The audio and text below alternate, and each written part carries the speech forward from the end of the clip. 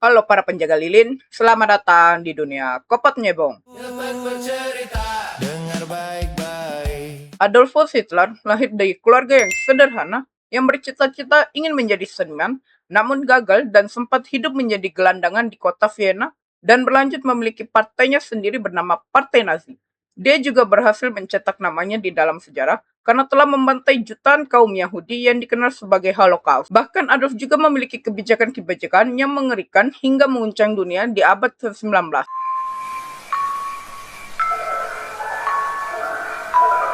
Adolf Hitler lahir dengan nama lengkap Adolfus Hitler, lahir pada 20 April 1889 di kota kecil Austria bernama Brennau am Inn, perbatasan Jerman. Jadi si Adolf ini tuh tumbuh di keluarga yang sederhana. Mereka juga tinggal di apartemen kecil di Brennau. Adolf sendiri merupakan anak keempat dari 6 bersaudara. Saudaranya Gustav, Ida, Otto meninggal ketika masih bayi. Sedangkan sisanya Edmund, Adolf, Paula ini masih bertahan. Jadi ayah Adolf ini bernama Alois Hitler. Kisah dari Alois sendiri pun cukup rumit karena dia lahir itu di luar pernikahan dari seorang wanita bernama Maria Anna Schicklgruber. Bahkan sampai sekarang nggak ada yang tahu tuh siapa dari ayahnya si Alois alias kakek dari si Adolf. Dan ketika melahirkan Alois pun Maria belum menikah sama sekali. Dalam catatan resmi akta baptis yang ada nggak pernah tuh disebutkan siapa ayah kandungnya. Karena itu Maria membesarkan Alois seorang diri sambil bekerja sebagai pembantu rumah tangga di sebuah keluarga Yahudi yang cukup kaya di Austria. Nama Hitler sendiri itu baru muncul ketika Maria alias neneknya Adolf menikah dengan pria bernama Johann Georg Hitler. Jadi, nama belakang suaminya dipakai sama Maria dan juga Alois. Jadi tuh karena ada salah penulisan oleh pendeta di akta pernikahan, nama Hitler berubah menjadi Hitler dan nama itu digunakan dan diwariskan kepada Adolf Hitler. Jadi tuh pada saat Alois masih berusia 10 tahun, ibunya telah meninggal dunia. Jadi demi bisa bertahan hidup, Alois harus bekerja di peternakan milik ayah tirinya itu. Waktu remaja, Alois pun sempat magang di sebuah toko sepatu. Di sana dia belajar cara mengolah kulit dan membuat sepatu. Alois sendiri dikenal rajin, tekun, dan penuh ambisi. Nah, karena kerja keras ini nih, membuat si Alois berhasil memperbaiki taraf hidupnya dan bisa bekerja di sebuah kementerian keuangan. Dalam kisah percintaannya pun Alois sempat nikah 2 kali, namun gagal. Setelah itu pun dia menikah dengan seorang perempuan bernama Clara Pols, yang kemudian akan menjadi ibunya Adolf Hitler. Ketika Adolf berusia 3 tahun, keluarganya tuh pindah ke wilayah Passau, Jerman. Di sini nih Adolf mulai berbicara dengan dialog Bavaria rendahan yang khas, jadi logat umum yang digunakan di kawasan Bavaria. Menariknya, Adolf ini nggak pakai dialek Austria, yang nantinya membuat cara bicaranya, terutama saat berpidato, terdengar sangat khas. Pada tahun 1894, keluarga Adolf pun kembali lagi ke Austria dan menetap di London. Di tahun berikutnya tuh, Alois memutuskan pensiun, serta membawa keluarganya ke Harvard untuk mencoba bertani dan berternak. Di masa kecilnya, Adolf mulai menunjukkan tuh sifat yang cukup sulit diatur. Dia dikenal suka membangkang, malas, dan sering bikin masalah, bisa dibilang cukup badung. Karena sifat badungnya ini, akhirnya si Adolf ini dimasukkan oleh sang ayah ke Volksschule, itu merupakan sekolah dasar negeri di Austria. Nah, selama bersekolah tuh bisa dibilang nilainya Adolf tuh anjlok terus. Selama di sekolah pun Adolf sering tercatat sebagai siswa yang selalu membuat onar, dan itulah yang selalu membuat Alois sering sekali kehilangan kesabaran. Dan bahkan Alois sendiri sering memukul Adolf sebagai hukuman. Karena Adolf tuh sering menolak aturan disiplin di sekolahnya. Tapi berbeda dari sang ayah, ibunya, Clara, yang dikenal sebagai sangat penyayang dan penuh kasih. Dia sering tuh melindungi Adolf dari hantaman ayahnya. Di tahun 1897, keluarga Adolf pun lagi pindah ke Lambach karena usaha pertanian sang ayah mengalami kegagalan. Saat itu Adolf masih berusia 8 tahun dan sikapnya bisa dibilang sedikit mendingan. Bahkan Adolf tuh mulai aktif bernyanyi di paduan suara gereja. Suaranya pun cukup bagus sampai-sampai sang ibu nggak berhenti-hentinya memujinya. Clara bahkan rela tuh membayar les privatnya si Adolf. Jadi di usianya yang masih sama tuh Adolf tuh bilang kepada orang tuanya, dia kelak mau menjadi seorang pendeta Katolik. Kedengarannya sih normal ya. Keluarganya pun juga berharap Adolf ini tumbuh menjadi pribadi yang lain. Namun semuanya berubah pada tahun 1900.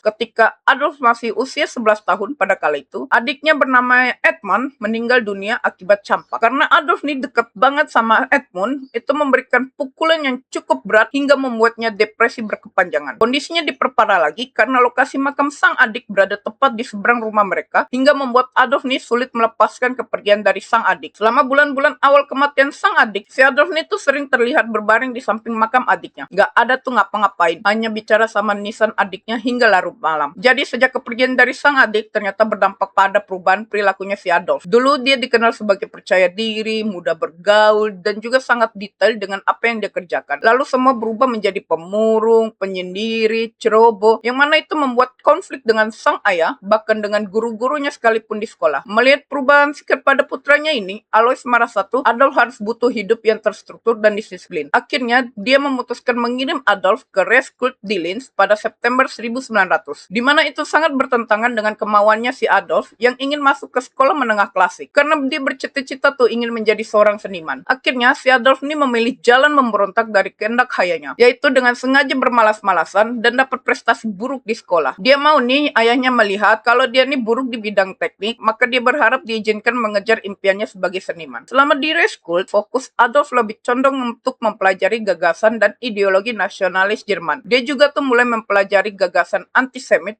yang sudah ada beratusan tahun lamanya di Eropa. Bagi yang belum tahu nih ya, antisemit itu adalah gagasan kebencian dan sikap permusuhan terhadap kaum Yahudi yang di dalamnya termasuk menghalalkan tindakan penganiayaan, penyiksaan, penindasan, dan diskriminasi terhadap Yahudi. Akar kebencian ini sudah muncul sejak masa Yunani dan Romawi kuno dan memburuk sejak ajaran Kristen masuk ke Eropa saat abad pertengahan. Di lingkungan seperti itulah bibit kebencian Hitler terhadap orang Yahudi itu mulai tumbuh. Jadi selama di sekolah pilihan ayahnya nih, Hitler sama teman-teman dekatnya sering menggunakan sapaan Heil dan malah memilih nyanyi lagu Deutschlandlied, bukannya malah menyanyi lagu kebangsaan Austria. Akhirnya konflik ayah dan anak ini berhenti ketika ayahnya meningsoi mendadak pada 3 Januari 1903. Dan akhirnya Adolf ini diizinkan sama ibunya meninggalkan sekolah lamanya dan melanjutkan pendidikan barunya tuh di Reskult yang lokasinya di Steyr pada September 1904. Dan di mana juga Adolf ini sudah menunjukkan banyak sekali perubahan pada perilaku dan juga prestasinya. Lalu di tahun 1905, Adolf lulus dari ujian akhirnya dan memutuskan gak lanjut pendidikannya karena dia belum tahu punya rencana pendidikan ataupun karir yang jelas. Namun satu hal yang pasti, impiannya menjadi seniman masih ada tertanam kuat di dalam dirinya. Pada tahun 1907, Adolf tuh memutuskan pindah ke Vienna demi bisa belajar seni rupa. Jadi selama biaya di Vienna ini tuh berasal dari tunjangan anak Whitim dan dukungan dari sang ibu. Adolf pun mencoba mendaftar di sekolah seni rupa Vienna, namun ditolak. Bukan cuma sekali saja, tapi 2 kali. Sebenarnya si direktur sekolah sudah menyarankan tuh Adolf untuk daftar di sekolah arsitektur. Namun, Adolf belum memenuhi syarat kualifikasi. Setelah gagal masuk sekolah seni, pukulan telat menghantam Adolf sekali lagi, karena ibunya telah meningsoi pada 21 Desember 1907 yang disebabkan oleh kanker payudara. Kalau itu tuh Adolf masih usia 18 tahun. Setelah 2 tahun kepergian sang ibu, tepatnya 1909, Adolf ini kehabisan uang dan terpaksa menjadi gelandangan. Adolf kemudian bekerja serabutan menjadi buruh lepas. Terkadang dia juga menjual tuh lukisan cat airnya, di mana kebanyakan potret pemandangan kota Vienna. Di kota Vienna ini nih, Adolf mulai mengembangkan pemahaman rasisnya. Mungkin masa-masa hidup di Vienna inilah yang bisa jelaskan sedikit mengapa dia punya kebencian yang mendalam hingga membunuh jutaan kaum Yahudi. Hingga sekarang pun gak ada yang tahu mengapa Adolf ini membenci banget sama kaum Yahudi. Bahkan sekalipun dalam bukunya yang berjudul Mein Kampf, Adolf hanya menulis kebencian itu lahir dari perjuangan hidupnya yang panjang. Jadi nggak ada tuh penjelasan spesifik. Makanya dari itu, para sejarawan ada yang mengaitkan kebenciannya karena nih Adolf gagal masuk ke seni rupa Vienna karena beberapa orang yang terlibat dalam proses penilaiannya merupakan keturunan Yahudi. Atau karena hubungannya dengan orang Yahudi saat masih muda, banyak yang berakhir dengan buruk. Ada juga nih alasan pendukung lainnya Adolf membenci kaum Yahudi karena dokter yang gagal menyelamatkan ibunya dari kanker payudara merupakan orang Yahudi. Nggak hanya itu tuh, sejarawan lain juga menilai faktor lingkungan jauh lebih berpengaruh. Saat Adolf tinggal di Vienna, di mana kepemimpinan yang saat itu dipimpin oleh Karl Lueger, di mana wali kota ini mempunyai gagasan antisemit yang sangat kuat, sampai-sampai mendoktrin kebencian ini kepada rakyatnya. Dan ya, Adolf muda pun terpengaruh, serta meyakini antisemit sebagai sikap yang tepat dan menjadikan alasannya membenci Yahudi. Namun teori ini tuh masih sulit ditentukan.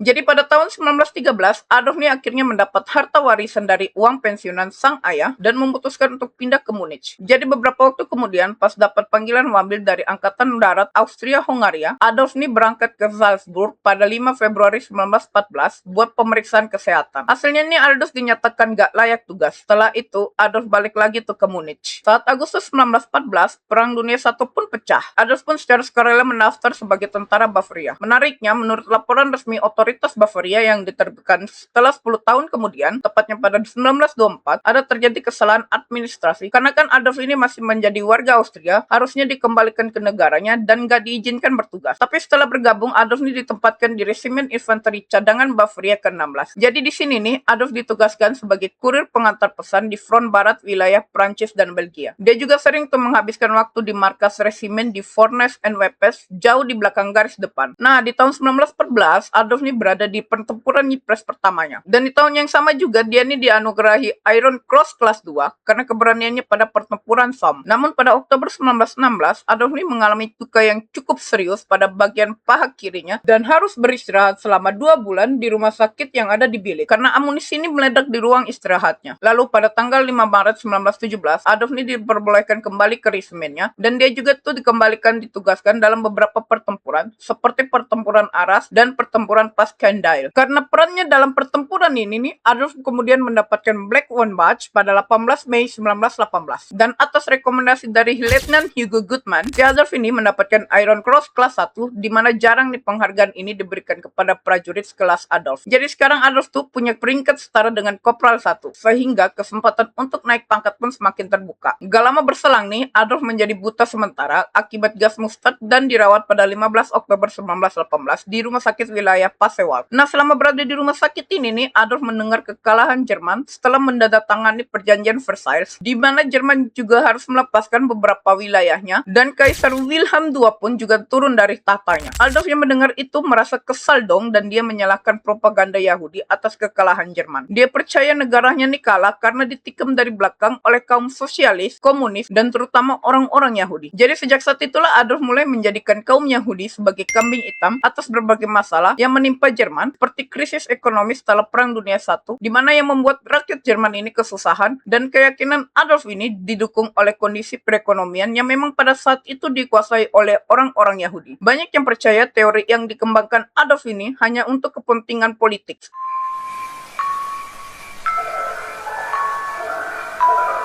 Setelah Perang Dunia I usai, Adolf nih kembali akhirnya menemukan arah hidup yang baru. Dia nggak mau tuh hanya menjadi mantan tentara dan targetnya adalah dunia politik. Dan sekembalinya ke Munich pada Juli 1919, Adolf tuh ditunjuk menjadi Verbindungsmann atau agen intelijen dari unit pengantaian Reichswehr. Dia ditugaskan untuk mempengaruhi tentara lain dan menyusup ke dalam Partai Pekerja Jerman. Bagian terlucunya nih di masa-masa ini adalah ketika di tanggal 12 September 1919 pada pertemuan Partai Pekerja, ketua partainya Anton Drexler malah terkesan dong sama pidatonya Om Kumis Kotak. Jadinya dia tuh kasih salinan pamfletnya yang berjudul My Political Awakening, yang dimana tuh isi gagasannya tentang nasionalis Jerman, antisemitisme, antikapitalis, dan anti-marxisme. Setelah membaca tulisannya si Anton ini, Om Kumis Kotak malah terkesan dengan pemikiran dari Anton dan memilih gabung jadi partai anggota. Namun ada catatan lainnya yang menyebutkan kalau Adolf itu gabung dengan Partai Pekerja Jerman karena disuruh atasan. Terlepas dari mana nih versi yang benar, yang jelas Adolf memang mengajukan permohonan bergabung dengan partai dan dalam waktu seminggu dia keterima sebagai anggota ke-555. For info aja nih ya, Adolf tuh sebenarnya anggota ke-55 karena partainya tuh menghitung mulai dari angka 500 yang membuat seakan-akan memberikan kesan gitu bahwa partainya ini besar. Dan Partai Pekerja Jerman alias DAP ini yang jadinya cikal bakal terbentuknya Nazi. Nah, pas di DAP ini Adolf tuh bertemu dengan Dietrich Eckart yang jadi salah satu pendiri dan juga anggota okkultisme Thule Society. Dietrich pun menjadi mentornya Adolf dengan bertukar ide serta membantunya memperkenalkan diri kepada masyarakat luas. Dalam prosesnya DAP, kemudian yang berganti nama menjadi Nationalist Sozialistische Deutsche Arbeiterpartei atau Partai Pekerja Sosial Nasionalis Jerman, dikenal sebagai Nazi. Dan Adolf juga nih yang merancang spanduk partai, yaitu swastika berwarna hitam di dalam lingkaran putih dengan latar merah. Nah, karena Adolf ini aktif di partai, karir militernya pun berakhir di Angkatan Darat. Pada tanggal 31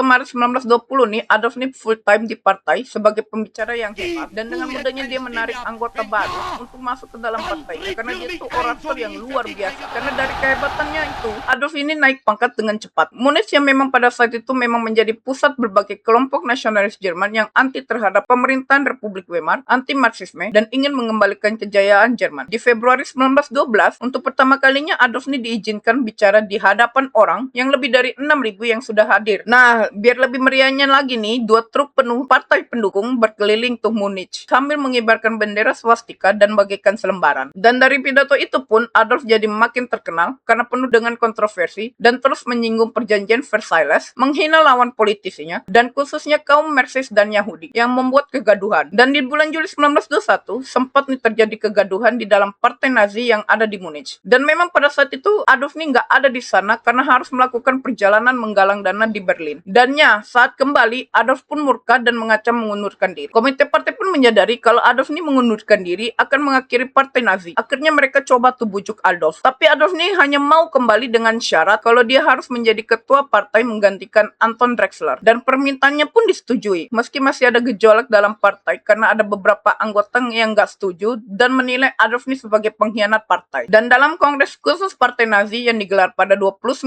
Juli 1921, Adolf nih resmi menjadi ketua partai menggantikan Anton Drexler dengan suara 533-1. Selanjutnya pengaruh Adolf nih semakin meluas karena dia pandai nih memikat orang untuk menyetujui gagasannya seolah terhipnotis. Adolf nih kemudian membentuk program partai Nazi yang dituangkan dalam program 25 poin pada tanggal 24 Februari 1920. Program ini nggak hanya satu ideologi saja, tapi gabungan atau pengembangan gagasan-gagasan lain yang diterima oleh para pendukung nasionalis seperti ultranasionalisme, penolakan terhadap perjanjian Versailles, ketidakpercayaan terhadap kapitalis, serta beberapa gagasan sosialis. Dan yang paling ditonjolkan sama Adolf ini sebagai poin penting adalah programnya terhadap antisemit yang kuat, di mana Adolf ini menganggap program itu sebagai dasar propaganda dan buat narik orang masuk ke dalam partainya. Nah, pas namanya ini sudah gede, Adolf ini punya ide untuk memperluas wilayah kekuasaan dan mewujudkan cita-cita ideologinya. Pas 1923, dia nih meminta bantuan Jenderal Perang Dunia I, yaitu Erich Ludendorff. Buat apa? Buat coba lakukan kudeta yang dikenal sebagai Bierhaltputsch. Mereka coba tuh juga cari dukungan dari Staatskommissar atau komisaris negara Gustav Richter von Kahr yang merupakan penguasa de facto. Tapi Gustav ini punya rencana sendiri bersama kepala kepolisian Hans Ritter von Caesar dan Jenderal Reichswehr Otto von Lossow, di mana mereka ini mau mendirikan kediktatoran tanpa Adolf Hitler. Pada 8 November 1923, Adolf ini tetap nekat menyerbu pertemuan publik itu di sebuah aula di Munich, yaitu Burger Braukeller, yang mana pertemuan ini dihadiri oleh 3.000 orang termasuk Gustav di dalamnya. Bahkan Gustav juga sempat menyampaikan pidatonya untuk revolusi nasional dan mendeklarasikan pemerintahan baru dengan Heinrich. Tapi Adolf sudah mengambil alih dan menduduki markas besar Jenderal Reichswehr dan kepolisian setempat. Dan pada saat itu pun Adolf memang minim dukungan. Hingga besokannya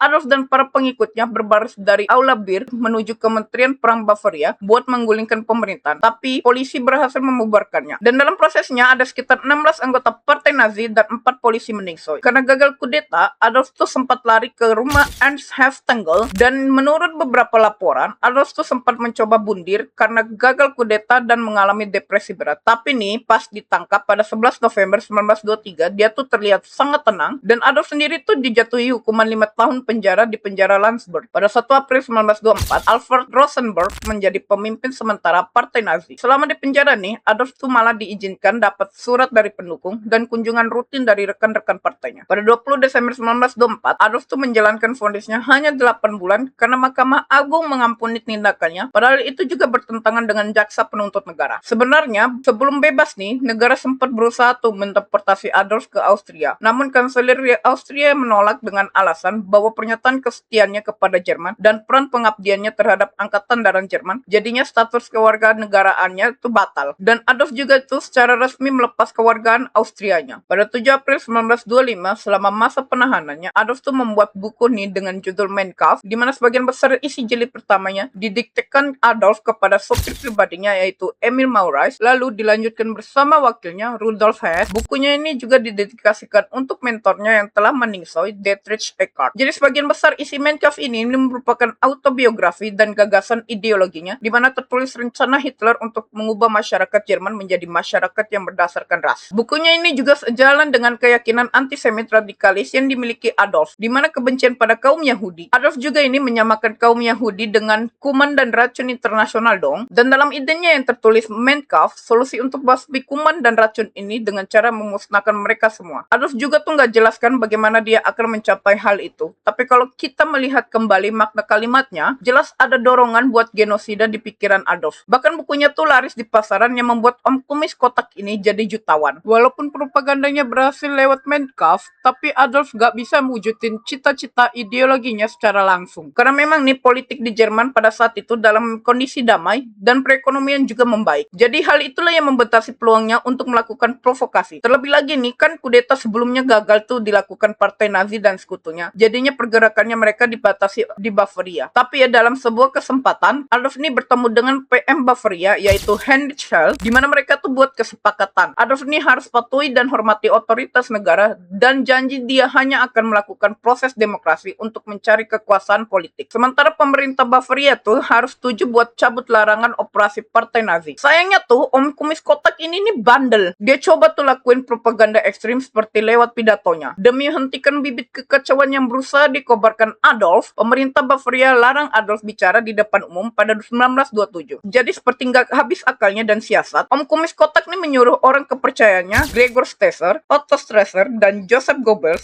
buat mengorganisir dan memperbesar Partai Nazi di Jerman. Pada tanggal 24 Oktober 1929, pasar saham Amerika tuh runtuh, yang berdampak pada jutaan rakyat Jerman. Jadinya banyak rakyat Jerman menjadi pengangguran dan beberapa bank besar pun ikut bangkrut. Bagi masyarakat mungkin ini merupakan bencana, namun nggak bagi Om Kumis Kotak dan partainya. Ini justru jadi bagian peluang emas buat dapat dukungan dari masyarakat dalam melakukan agenda-agenda propaganda Partai Nazi. Dalam kepemimpinannya nih, Adolf tuh membuat janji buat menolak perjanjian Versailles, memperkuat ekonomi, dan menyediakan 19 juta lapangan pekerjaan. Partai Nazi juga dapat dukungan nih dari para pembisnis yang nggak mau komunisme berkuasa. Jadinya nggak heran kenapa Partai Nazi ini makin kuat dan besar. Bahkan tuh dapat kepercayaan dari masyarakat buat memimpin. Adolf kemudian hari resmi menjadi warga negara Jerman. Di Jerman tuh dia mulai aktif berkampanye, menawarkan ambisi politiknya. Tentunya dengan target masyarakat yang kena dampak politik ekonomi yang terjadi belakangan di Jerman. Kampanyenya pun cukup terbukti efektif, walau nggak menang dalam pemilu, tapi Adolf tuh berada di posisi kedua dengan suara 35% dan kalah dari Paul von Hindenburg. Itu pun juga cukup mempengaruhi jalannya perpolitikan di Jerman. Namun ketika pemerintahan nggak berjalan efektif, muncul tuh desakan agar Adolf itu ditunjuk sebagai pemimpin pemerintahan independen. Sebenarnya Paul tuh terpaksa setuju untuk Adolf tuh ditunjuk sebagai kanselir Jerman. Tapi Om Kumis Kotak nih ngotot buat dapat posisi menteri karena dia mau tuh mengendalikan polisi di sebagian besar Jerman. Menariknya pada 27 Februari 1933, setelah 4 minggu menjadi kanselir, gedung parlemen Reichstag terbakar. Adolf nih ngeklaim bahwa ini nih ulah partai komunis karena ditemukannya tuh keberadaan Marius van der Loo, komunis asal Belanda dalam gedung yang terbakar. Nah, karena kejadian itu, Adolf yakinkan Paul buat gunakan wewenang yang tertulis dalam pasal 48 Konstitusi Weimar, di mana bahwa presiden itu mempunyai wewenang untuk mengambil tindakan darurat supaya bisa melindungi keselamatan dan kenyamanan publik. Paul pun akhirnya membuat undang-undang yang melarang kebebasan pers dan aksi damai serta menandatangani aturan yang dinamai Dekret Kebakaran Reichstag, sebuah aturan yang dirancang oleh Nazi untuk menahan hak-hak dasar dan mengizinkan penahanan tanpa pengadilan. Hasilnya 4.000 anggota pun ditangkap, penuh atau penjara. Sebenarnya kebakaran di Reichstag ini penuh kontroversi karena banyak orang yang percaya dalangnya itu tuh Nazi dan jadikan komunis ini sebagai kambing hitamnya demi kepentingan dan keuntungan politik. Pada 21 Maret 1933, setelah hampir sebulan kebakaran tuh, Reichstag baru resmi dibentuk dengan upacara pembukaan di gereja Garnison Potsdam, di mana nih tujuannya buat nunjukin kalau Nazi ini berdiri bersama kalangan militer dan elit konservatif Jerman. Walaupun gak punya mayoritas mutlak di parlemen, dengan membawa undang-undang pengaktifan pemungutan suara di Reichstag yang baru, jadinya undang-undang tersebut memberikan kabinet Adolf kekuasaan penuh untuk membuat undang-undang lain tanpa persetujuan Reichstag selama 4 tahun. Dan juga undang-undang ini diperbolehkan menyimpang dari konstitusi. Nazi pun memanfaatkan situasi yang menguntungkan mereka dengan menangkap 81 wakil anggota komunis dan mencegah anggota Partai Sosial Demokrat buat hadir di sidang. Pada 23 Maret 1933, akhirnya sidang digelar dengan penuh tekanan karena pertentangan undang-undang pengaktifan. Di sidang tuh, Adolf berusaha meyakinkan anggota parlemen yang masih ragu dengan memberikan sejumlah janji, termasuk di dalamnya mempertahankan hak veto Paul von Hindenburg. Dan hasilnya undang-undang pengaktifan ini disahkan dan banyak dapat dukungan suara sebanyak 444 banding 94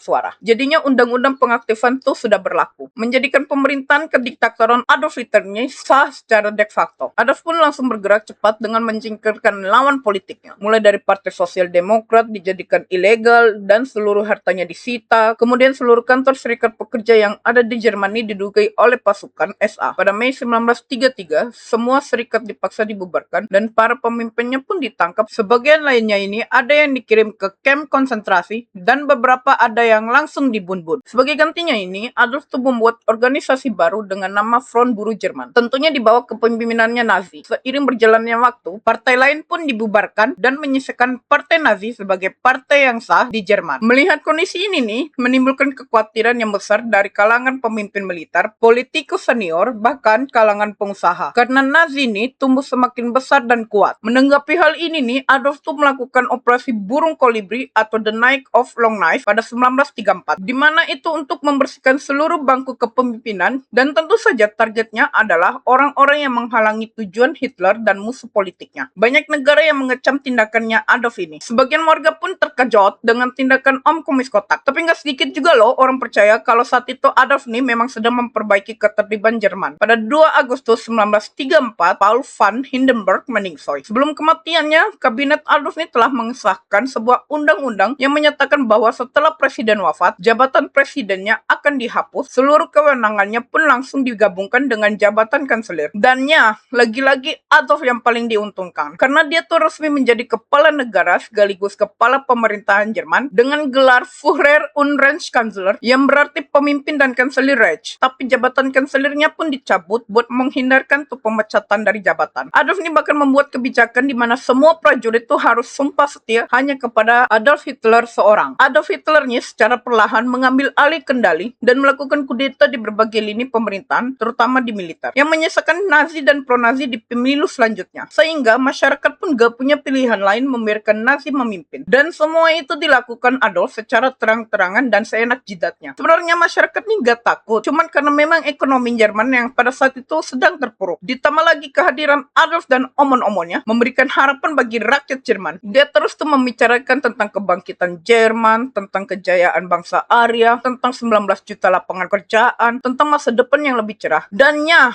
dia selalu punya kambing hitam untuk disalahin. Dan sepertinya itu pun cukup sangat efektif karena banyak orang mulai berpihak kepadanya. Memang harus diakui nih, setelah Adolf menjabat, ekonomi Jerman pun mulai membaik, di mana pengangguran yang dari 6 juta di tahun 1932 turun menjadi 1 juta di 1936. Pertumbuhan ekonomi itu datang dari mencetak Mefobils, mencetak uang, bahkan menyita aset orang-orang yang dianggap musuh negara, termasuk asetnya kaum Yahudi. For info aja nih ya, gak semua orang Yahudi loh diperlakukan sama, karena Adolf ini dapat memutuskan siapa Yahudi yang layak hidup. Contohnya aja seperti Dr. Edward Bloch yang merawat ibunya selama kanker payudara. Hal ini mungkin menjawab bahwa alasan tentang kebencian Hitler terhadap Yahudi karena kematian ibunya sama sekali kurang berdasar. Karena Dr. Bloch dan istrinya ini mendapatkan hak istimewa dari Adolf buat meninggalkan Austria dengan selamat dan mendapat pengawalan pasukan Hitler. Nggak cuman itu saja, sopir pribadi Adolf ini yang bernama Emil Maurits juga sebenarnya setengah Yahudi. Bahkan Adolf ini mengizinkannya gabung ke SS dan bahkan mempercayainya karena sudah berteman cukup lama. Sayangnya Adolf ini nggak fokus sama kesejahteraan rakyatnya dan kestabilan ekonomi, dan lebih mengutamakan pengeluaran untuk militer. Dan demi bisa mewujudkan cita-citanya, Adolf pun membentuk aliansi setelah keluar dari Liga Bangsa-Bangsa dan Konferensi Pelucutan Senjata Dunia dengan melanggar perjanjian Versailles.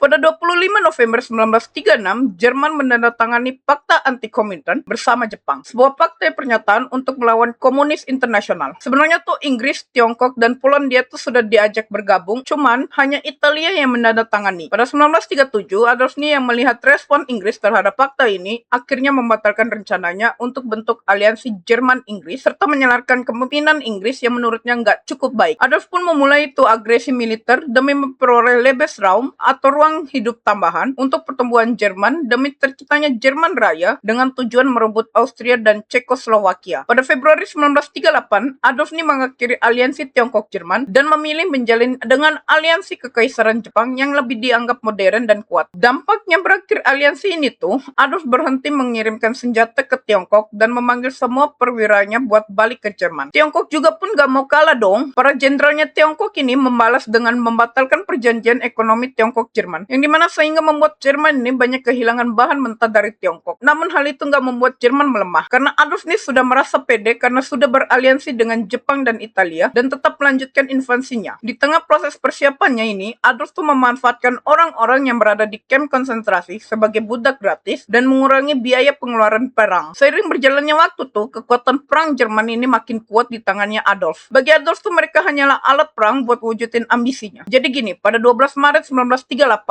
Adolf tuh umumkan penyatuan Austria dengan Nazi Jerman. Nah, di tahun 1939, Adolf tuh taklukin Cekoslovakia telah batalin perjanjian damai. Sudah nih, habis itu, di tahun yang sama, hubungan Jerman dan Inggris ini memburuk, dan Adolf ini menganggap Inggris sebagai musuh. Dan sebagai langkah awal nih buat menghadapi Inggris, Jerman ini menyerang Polandia pada 1 September 1939, sehingga memicu respon Inggris dan Prancis di 3 September dan menyatakan perang terhadap Jerman. Disinilah awal pecahnya Perang Dunia II. Banyak nih sejarawan berpendapat kalau Adolf tuh buru-buru serang karena takut keburu metong sebelum ambisinya ini tercapai. Dia nih khawatir nggak ada lagi tuh penerusnya yang punya ambisi kayak dia. Habis berhasil nguasain Polandia ini, Adolf nih perintahkan pasukannya lanjut serang ke Denmark dan Norway pada 9 April 1940. Habis itu tuh lanjut lagi nyerang ke Prancis, Luxembourg, Belanda, dan Belgia pada Mei 1940. Melihat suksesnya Jerman ini, Italia ini nak ikut juga. Sementara itu, Prancis memilih menandatangani kesepakatan gencatan senjata. Tersisa Inggris tuh yang terus melawan Jerman dan menolak tawaran damai. Akibat tertolak ini nih, Adolf pun murka dan perintahkan serangan udara terhadap pangkalan udara dan stasiun radar Angkatan Udara Inggris, memaksa buat Inggris menyerah. Namun, Winston Churchill yang saat itu memimpin menolak untuk damai dan terus perang melawan Jerman. Ketika lagi sengit-sengitnya ini sama Inggris, Adolf tuh juga memperluas medan pertempurannya, di mana pasukan Jerman ini mulai bergerak ke Afrika Utara, Balkan, hingga kawasan Timur Tengah. Nah, pada 1941, Adolf tuh gagal buat Uni Soviet masuk dalam blok anti-Inggris, dan akhirnya pun Adolf memerintahkan 3 juta tentaranya untuk menyerang Uni Soviet. Walau awalnya sih berhasil, tapi gagal karena cuaca di sana tuh sungguh ekstrim. Belum lagi mereka kehabisan sumber daya manusia dan materi. Ditambah lagi pemblokiran laut dari pihak sekutu, sehingga memperburuk keadaannya. Gak melihat situasi ini di lapangan mengalami kemunduran, Adolf malah lakuin tindakan yang gegabah dalam taktik perangnya. Setelah Jepang menyerang Pearl Harbor pada 7 Desember 1941, Adolf juga menyatakan perang dengan Amerika. Nambah banyak deh tuh musuhnya Jerman. Pada 18 Desember 1941, Adolf perintahkan buat basmi orang Yahudi di Rusia. Padahal sebelum itu tuh, sejak 1939, orang-orang Yahudi dan kelompok minoritas lainnya tuh sudah dikirim ke kem-kem konsentrasi. Di tempat-tempat itu tuh mereka dipaksa hidup dalam kondisi yang sangat nggak manusiawi. Kelaparan, kerja paksa, penyiksaan, penyakit, terasa seperti hidup di neraka. Pada Januari 1942, keputusan Hitler pun sudah bulat buat ngelakuin genosida terhadap orang Yahudi dan kelompok minoritas lainnya di kem-kem konsentrasi. Inilah lahirnya cikal bakal Holocaust. Konferensi pun akhirnya digelar di Wannsee tanpa kehadiran Om Kumis Kotak, di mana konferensi itu dipimpin oleh Heinrich Himmler dan Reinhard Heydrich dan melibatkan 15 penjabat senior Nazi, di mana mereka merancang sebuah rencana yang sistematis buat memusnahkan orang Yahudi, di mana Reinhard ini merinci serangan tersebut sebagai solusi akhir dengan nada yang dingin. Selama kerja paksa nih, orang-orang di camp nih nggak punya pilihan hidup, karena kalau sudah terpilih, langsung tuh dikirim ke kamar gas untuk dieksekusi. Sebenarnya upaya genosida ini tuh sudah berlangsung dari 1939, tapi makin parah nih dari tahun 1942 sampai 1945. Terdapat 11 juta nyawa terbunuh, 6 juta diantaranya kaum Yahudi, dan 1,5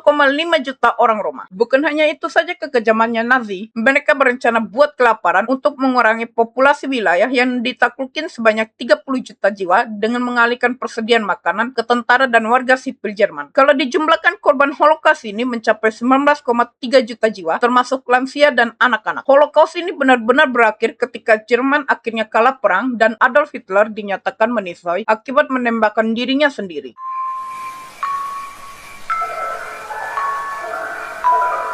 Setelah bertahun-tahun memakan jumlah korban puluhan juta pada 1944, akhirnya tentara Uni Soviet dan Sekutu Barat maju ke Jerman. Yang dimana ini Adolf mulai cemas. Dia tuh memutuskan buat ngerahin semua kemampuan perangnya buat melawan tentara Amerika dan Inggris, yang dimana menurutnya itu jauh lebih lemah. Pada 16 Desember 1944, Adolf ini melancarkan serangan besar yang dikenal sebagai Pertempuran Bulge atau Ardennes Offensive buat memicu perpecahan di Sekutu Barat dengan harapan bisa buat mereka gabung melawan Soviet. Tapi yang ditemui Adolf hanyalah kegagalan demi kegagalan. Memasuki Januari 1945, sebagian besar wilayah Jerman tuh sudah porak-poranda akibat perang. Meski begitu, Adolf tuh tetap menolak menyerah. Dia bahkan terus mengeluarkan perintah penyerangan. Sebagian jenderalnya pun mulai menyadari bahwa perintah tersebut sudah nggak masuk akal dan memilih nggak melaksanakannya. Yang dimana itu membuat si Om Kumis Kotak ini murka dan menganggap para jenderalnya sebagai pengkhianat. Jadi dalam konferensi militer yang dilaksanakan pada 22 April itu, setelah marah besar, dia akhirnya mengumumkan tuh bahwa dia akan tinggal di Berlin sampai akhir, lalu menembakkan dirinya sendiri, dan di hari berikutnya, tentara merah pun sudah mengepung Berlin. Joseph Goebbels pun membuat perintah dan mendesak warganya untuk mempertahankan kota. Dan si Hermann Göring ini sempat ambil alih tuh kepemimpinan Jerman, tapi karena bersitegang sama Adolf Hitler, akhirnya dia ditangkap tuh dan dicopot dari semua posisinya di pemerintahan. Lewat tengah malam antara 28 dan 29 April, dalam kepungan tentara merah, akhirnya Om Komunis Kotak ini melamar kekasihnya yaitu Eva Braun. Selama bertahun-tahun tuh, Eva sudah menuntut Hitler buat menikahinya. Pernikahan itu tuh terjadi setelah Eva nih mau berjanji bahwa mereka akan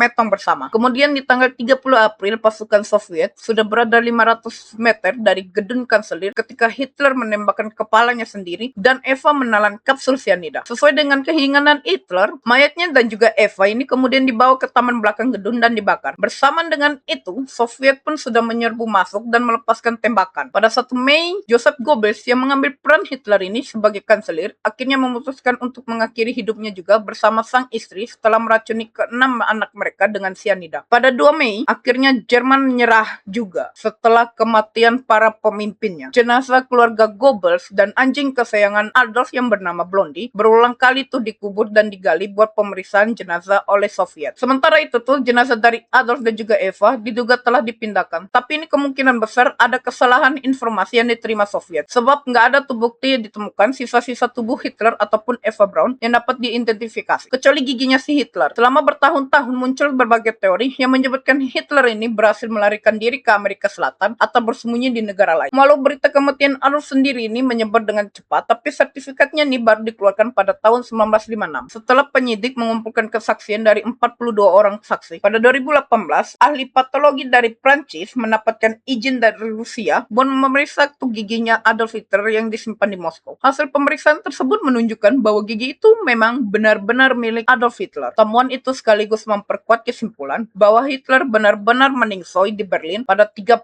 April 1945. Sekaligus tuh membantah berbagai teori yang menyebut dirinya berhasil melarikan diri. Jadi itulah cerita dari Om Komunis Kotak, dari anak yang bandel dan sempat jadi gembel juga, sampai jadi diktator yang menyebabkan Holocaust yang memakan korban puluhan juta jiwa. Terima kasih yang telah menonton. Jangan lupa like dan subscribe untuk mendukung channel ini. Dislike yang mau di ngepet hartanya. Sampai jumpa lagi di ngepet selanjutnya. Ciao!